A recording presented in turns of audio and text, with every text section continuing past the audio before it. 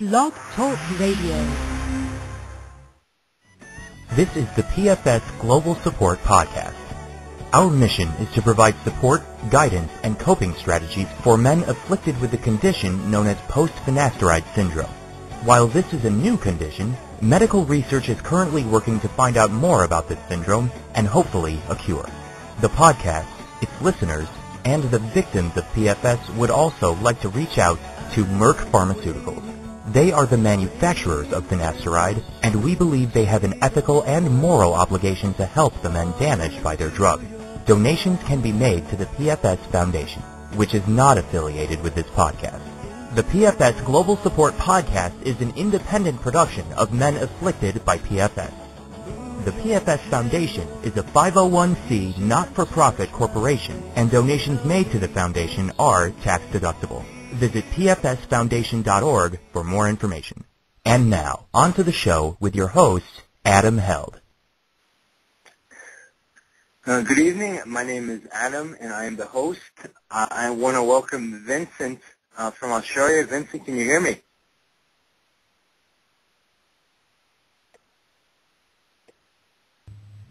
Vincent, can you hear me?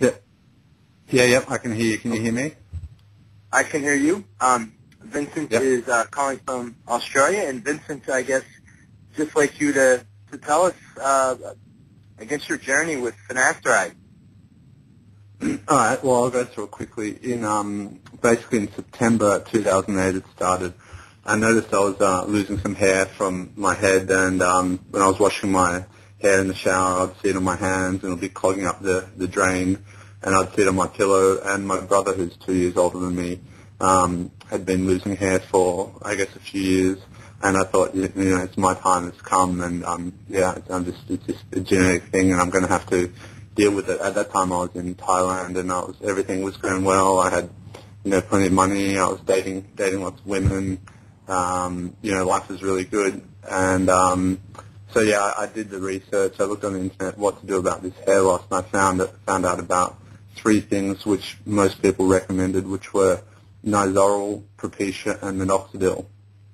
So I read about them a bit, and I came across the Propecia studies, which showed that of the people taking Propecia, nobody got the permanent side effects. When they quit the drug, the side effects went away, and I think there was a couple percent who did get sexual side effects, but supposedly when they quit the drug, their side effects went away. So anyway, I purchased finasteride from the local pharmacy in Thailand, and I started it, and within the first 3 weeks, I didn't really notice much initially when I took it. I noticed that some of my hair started growing back around my temple area. I noticed some sort of small hairs resprouting. Didn't notice any side effects at all, really, in those first 3 weeks. But then after about 3 weeks, I noticed that my libido first went up a bit, just within a day, it just went up, something that I'd never noticed before, and then pretty much the next day it went down to zero. I just didn't feel any libido. I would look at women and it would be like looking at a tree. It was something totally foreign to me that I would have never imagined possible. I wasn't really too worried at that stage. I thought that when I quit the drug, everything will go back to normal, and so I did a bit more research, and people suggested that your body needs some time to adapt to the drug, and that you should keep on it for a little bit more and see what happens. So, my libido was gone at that stage, but I thought I'll keep on it for a bit more and see what happens. So I stayed on for another 2 weeks. Not too much change in terms of my libido at that time, but after about 2 more weeks, I started having this depression, which I've never had in my life. And at that point, I was sure that it was a Propecia messing me up. So I quit and expected things to go back to normal, and they never did. That's a common story. So how? Yeah, and I mean, today I guess it's 5 years or so for me, and nothing really came back to normal. Over this time, I've noticed, different side effects. Of course, the loss of libido. I feel anxiety and sort of panic for no reason. Feel fatigue, decreased appetite, and it's really very hard for me to gain muscle.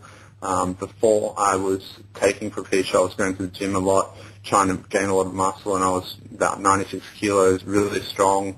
And ever since I had this crash, I haven't been able to really gain any muscle. It's been constantly over the last 5 years. My weight has been decreasing, and my muscle mass and strength has been decreasing over that time.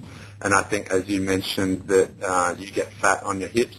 That's also something that I'm getting, which I never had before. When I gained extra weight before taking Propecia, I would notice that fat would accumulate on my stomach, but now it's on my hips, which is something strange. And a whole lot of other symptoms, like I've got sensitive teeth. I seem to pee a lot. My digestive system changed. Loss of morning wood. I find it hard to handle stress. If I feel any stress, it makes me it just feels like my body can't handle it. My beard grows slowly. Eyes feel dry. Facial skin feels dry, and some other symptoms. Yeah, and to reiterate, you said you were healthy before you took this drug. Yeah, I was having the time of my life. I'd been living in Thailand for a few years at that stage, and really just having the time of my life. Dating plenty of women. Everything was good. It was really at the peak of my life. Lots of sex. Just loved it. Yeah. Being with women. Yeah, plenty of nice women, pretty women over there in Thailand, and really good sort of dating scene over there. So, I was really, really enjoying that. And, I guess I took Propecia because I was worried that if I lost my hand, maybe it would be harder for me to, meet women. And that's why I took it, to try to, I guess, protect what I had at that point in time. If you'd like to call in to ask Vincent a question, our number is 718-508-9136. Vincent, when you started taking Propecia, what did you know of any warnings or any potential dangers of this drug? Did you think it was safe?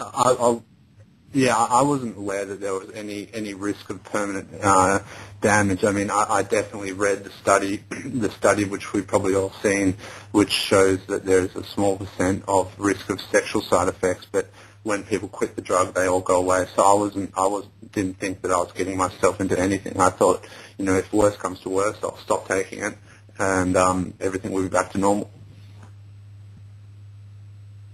And so, when you've gone to doctors with this, how have they reacted?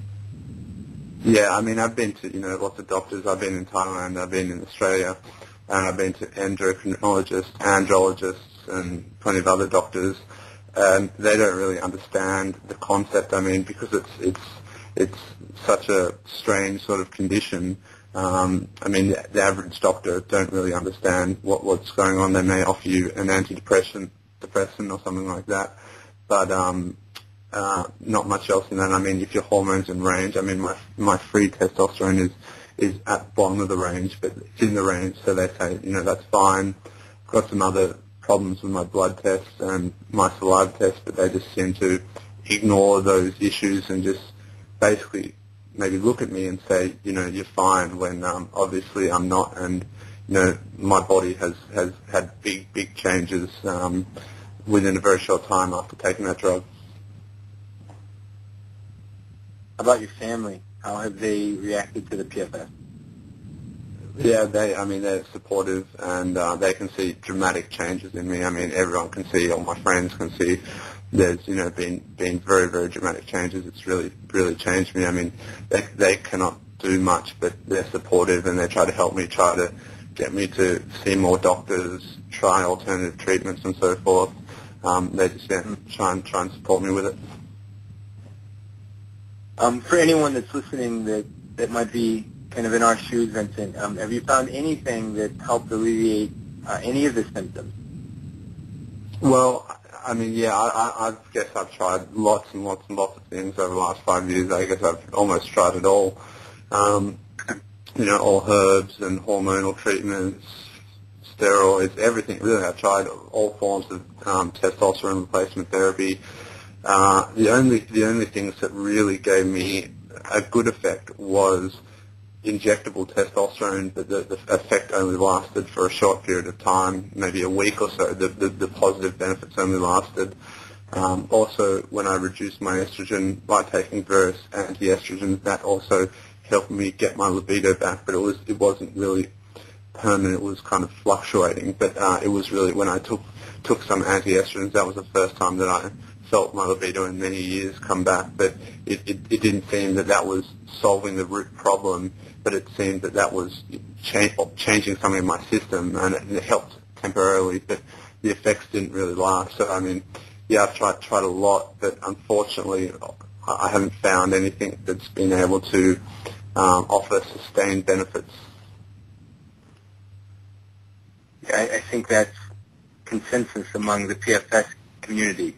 We don't know, right? We don't know how to fix that. Yeah.